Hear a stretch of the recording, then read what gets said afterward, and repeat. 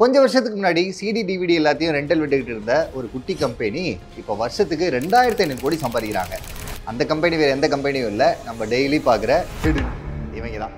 இந்த நெட்ஃப்ளிக்ஸ் இந்த அளவுக்கு ஒரு பெரிய கம்பெனியாக வளர்கிறதுக்கு டேட்டா சயின்ஸ் அப்படிங்கிற ஒரு விஷயம் தான் காரணம். அதை பற்றி தான் அந்த வீடியோவில் நம்ம பார்க்க போகிறோம். இந்த டேட்டா சயின்ஸ் பற்றி நீங்கள் தெரிஞ்சுக்கிட்டீங்க அப்படின்னா நீங்கள் ஒரு பிஸ்னஸ் பண்ணுறீங்கன்னா உங்களுக்கு ரொம்ப யூஸ்ஃபுல்லாக இருக்கும். அதே நேரத்தில் நீங்கள் ஒரு நல்ல ஜாபுக்கு போகணும்னு நினச்சா கூட அதுக்கான இன்ஃபர்மேஷன் இந்த வீடியோவில் கிடைக்க வாய்ப்பு இருக்குது. ஸோ வீடியோ ஃபுல்லாக பாருங்கள். அதுக்கு முன்னாடி டெக் ரிலேட்டடாக இந்த மாதிரி நிறைய இன்ட்ரெஸ்டிங்கான வீடியோஸ் பார்க்க இந்த சேனலுக்கு சப்ஸ்கிரைப் பண்ணிக்கோங்க. இப்போ வீடியோக்குள்ளே போகலாம்.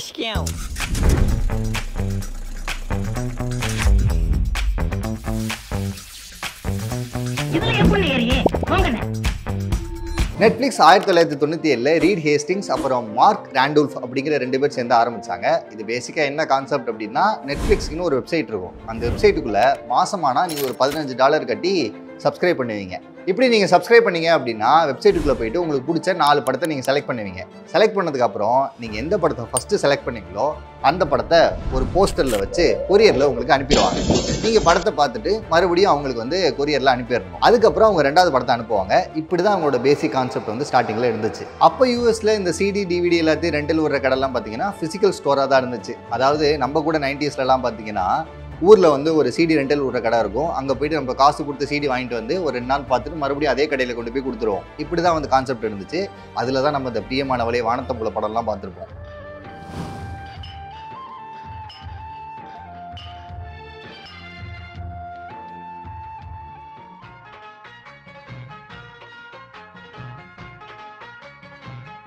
நினச்சாலே கொஞ்சம் நாஸ்டாலஜிக்காக இருக்குது. அப்படி ஒரு ஃபிசிக்கல் ஸ்டோரை யூஎஸில் நிறைய இடங்களில் திறந்து பயங்கரமாக பிஸ்னஸ் பண்ணிக்கிட்டு இருந்தவன் தான் பிளாக் பஸ்டர் அப்படின்னு ஒரு கம்பெனி. இவன் பில்லியன்ஸில் சம்பாதிச்சுட்டு இருந்தான். அப்படி இந்த சைடு பார்த்தோம் அப்படின்னா நெட்ஃப்ளிக்ஸ் இன்டர்நெட்டு வெப்சைட்லாம் யூஸ் பண்ணி சிடிஸ் எல்லாத்தையும் ஹோம் டெலிவரி கொடுத்துட்டு இருந்தாங்க.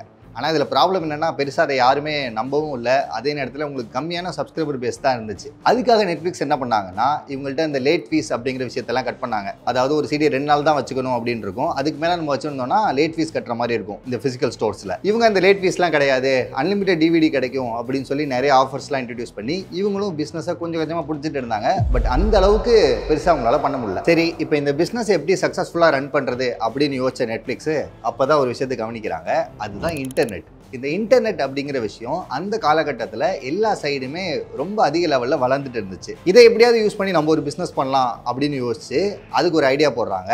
அதுதான் இப்போ நம்ம பார்த்துக்கிட்டு இருக்க நெட்ஃப்ளிக்ஸோட ஐடியா. நம்ம சிடிஸ் எல்லாத்தையும் கொரியரில் போட்டு ஃபிசிக்கலாக அனுப்புறதுக்கு பதிலாக ஏன் நம்மளே ஒரு ஸ்ட்ரீமிங் வெப்சைட் ஒன்று கிரியேட் பண்ணி அதில் மூவிஸை டெலிகாஸ்ட் பண்ணக்கூடாது அப்படின்னு யோசிச்சாங்க. பட் என்னதான் உங்களுக்கு ஒரு நல்ல ஐடியா கிடைச்சாலும் அதை செயல்படுத்துறதுக்கு உங்கள்கிட்ட காசு இல்லை. ஏன்னா ஆல்ரெடி இவங்க லேட் ஃபீஸ் கிடையாது, அன்லிமிட்டட் டிவிடி, கொரியர் சார்ஜ்னு எக்கச்சக்கமாக செலவு பண்ணிட்டாங்க.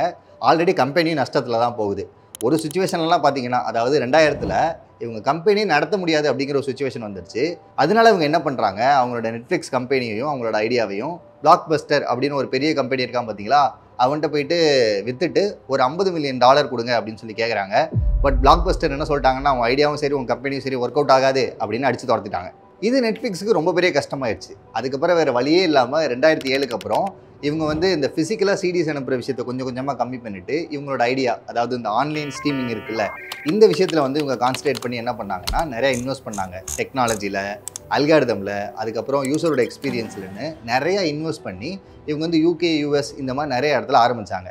அப்போ இவங்க எடுத்த இந்த ரிஸ்க் தான் இப்போ இவங்க இவ்வளோ பெரிய ஆளாக இருக்கிறதுக்கு காரணம். என்னதான் இவங்க ரிஸ்க் எடுத்ததெல்லாம் ஒரு பக்கம் இருந்தாலும் இவங்க டேட்டா சயின்ஸ் அப்படிங்கிற ஒரு இன்ட்ரெஸ்டிங்கான விஷயத்தை செம்ம சூப்பராக ஹேண்டில் பண்ணாங்க.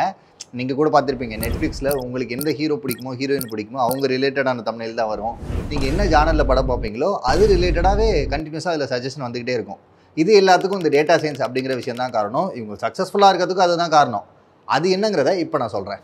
இந்த நெட்ஃப்ளிக்ஸோட இந்த டேட்டா சயின்ஸ் ஸ்ட்ராட்டஜிங்கிறது எப்படி ஒர்க் ஆகும்னா இதில் data collection, data analyst, prediction, thumbnail customisation நிறைய விஷயம் இருக்குது. அதில் இந்த ஃபஸ்ட்டு இருக்குல்ல டேட்டா கலெக்ஷன். அப்படின்னா என்னென்னா இதில் பேரில் இருக்க மாதிரி டேட்டா எல்லாத்தையும் கலெக்ட் பண்ணுவாங்க. உதாரணத்துக்கு நெட்ஃப்ளிக்ஸோட கொலாபரேட்டிவ் ஃபில்டரிங் அப்படின்னு ஒரு அல்காரிதம் இருக்குது. இது என்ன பண்ணும் அப்படின்னு கேட்டிங்கன்னா நீங்கள் ஒரு நெட்ஃப்ளிக்ஸ் யூஸராக என்ன படம்லாம் பார்க்குறீங்க, உங்களோட ஃபேவரட் ஹீரோ யார், நீங்கள் என்ன பேட்டர்னில் படம் பார்க்குறீங்க அப்படிங்கிற எல்லாத்தையும் அனலைஸ் பண்ணி இதே மாதிரி சிமிலராக வேறு யாராவது அதே பேட்டர்னில் படம் பார்த்தாங்கன்னு வச்சுக்கோங்களேன், நீங்கள் பார்த்தீங்க தெரியுமா படம், இது எல்லாத்தையும் அப்படியே கொண்டு போய் அவங்கள்ட்ட காமிக்கும். அவங்க பார்க்குற படம் எல்லாத்தையும் உங்கள்கிட்ட காமிக்கும். உதாரணத்துக்கு இப்போ நீங்கள் ஒரு கமலஹாசன் ஃபேன், நீங்கள் கமல் படமாக பார்ப்பீங்க அப்படின்னா இதே மாதிரி இன்னொரு கமல் ஃபேன் இருப்பார்ல, அவர் என்ன படம்லாம் பார்க்குறாரோ அது எல்லாத்தையும் அப்படியே கொண்டு வந்து உங்கள்கிட்ட காமிக்கும். இது மூலமா நீங்கள் அந்த படங்கள் எல்லாத்தையும் கிளிக் பண்ணி பார்க்கறதுக்கான சான்சஸ் ரொம்ப ரொம்ப அதிகம். ஏன்னா 2 பேருக்கு சிமிலர் டேஸ்ட் இல்லையா? இதுதான் நெட்ஃப்ளிக்ஸோட பர்சனலைஸ்ட் ரெக்கமெண்டேஷனோட சீக்ரெட். அடுத்து ப்ரிடிக்ஷன் அண்ட் தம்ப்நெயில் கஸ்டமைசேஷன் ஒரு விஷயம் சொன்னல, அதில் பார்த்தீங்கன்னா ரெக்கமெண்டேஷன் இன்ஜின் அல்காரிதம் அப்படின்னு ஒரு அல்காரிதம் இருக்குது.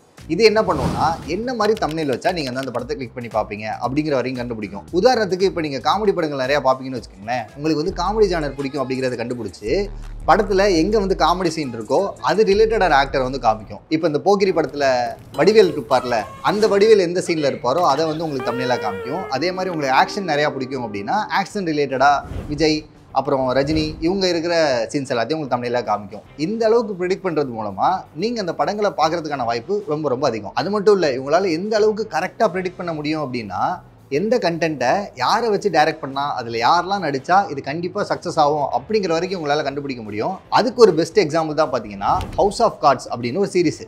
இந்த சீரிஸை நெட்ஃப்ளிக்ஸ் தான் வந்து காசு போட்டு ப்ரொடியூஸ் பண்ணாங்க. பட் காசு போட்டு ப்ரொடியூஸ் பண்ணுறதுக்கு முன்னாடி இவங்களுக்கு வந்து கண்டிப்பாக இந்த படம் ஹிட் ஆகும் அப்படின்னு நம்பிக்கை இருந்துச்சு. எப்படின்னு கேட்டிங்கன்னா, இவங்கள்ட்ட இருந்த டேட்டாவை வச்சு மக்கள் வந்து பொலிட்டிக்கல் ட்ராமாவில் கெவின் ஸ்பேஸ்கி நடித்து அதை வந்து டேவிட் ஃபின்ச்சர் வந்து டைரக்ட் பண்ணார் அப்படின்னா இது வந்து கண்டிப்பாக ஹிட் ஆகும் அப்படின்னு வந்து டேட்டா வந்து சொன்னிச்சு.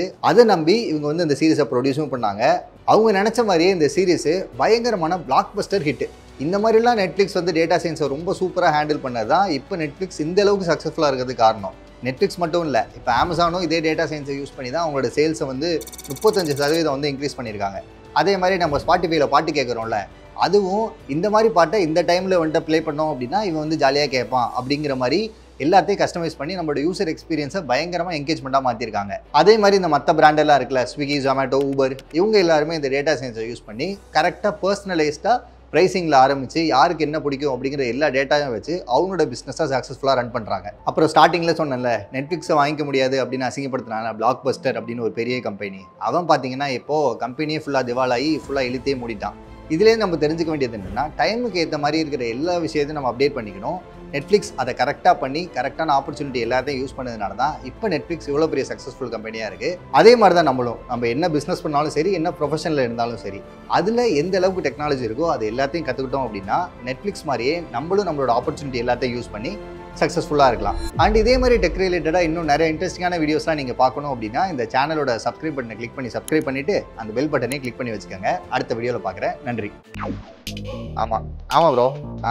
ஓகேவா? இல்லை ப்ரோ இருக்கு ப்ரோ. அப்படியே மறுபடியும் கண்டென்ட்ல வரேன்.